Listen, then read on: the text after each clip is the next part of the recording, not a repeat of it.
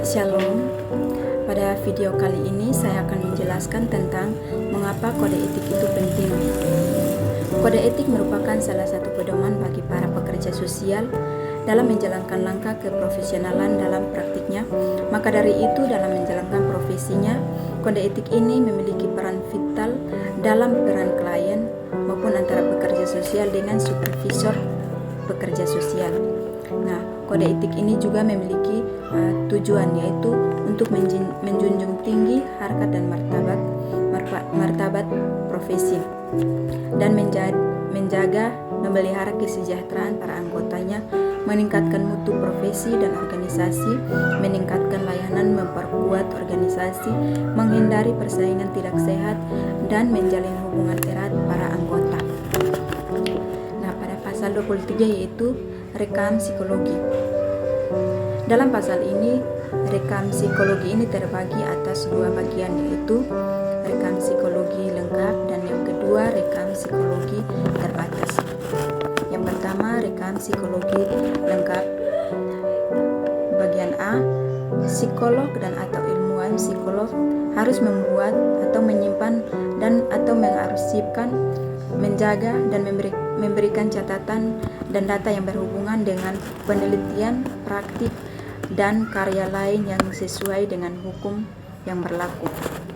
Bagian B, psikolog atau ilmuwan psikolog harus membuat dokumentasi atas karya profesional dan ilmiah dengan tujuannya untuk mempermudah pengguna layanan psikologi mereka di kemudian hari. Yang kedua, untuk menjadi bukti bahwa mereka bertanggung jawab atas pemeriksaan psikologi. Dan yang ketiga, untuk memenuhi prasyarat yang ditetapkan oleh institusi ataupun hukum.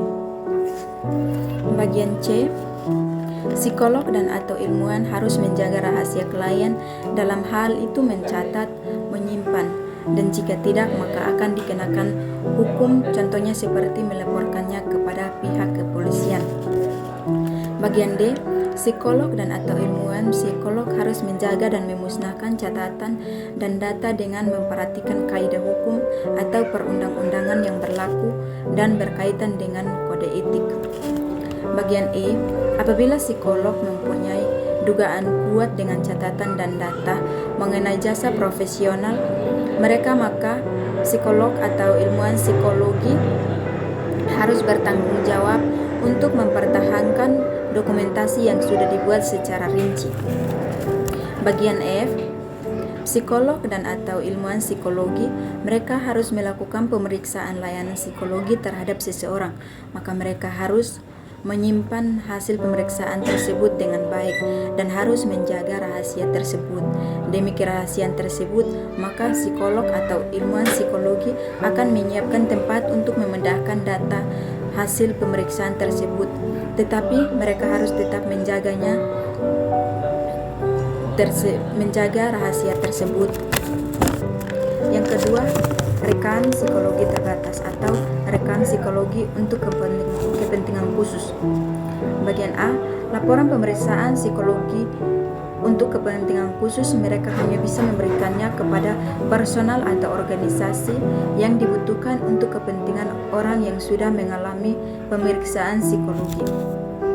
Yang kedua atau B, laporan pemeriksaan psikologi untuk kepentingan khusus ini juga dapat dibuat sesuai dengan kebutuhan dengan mempertimbangkan unsur-unsur ketelitian dengan kecepatan hasil pemeriksaan orang yang mengalami pemeriksaan psikologi. Sekian hasil presentasi saya. Terima kasih. Shalom.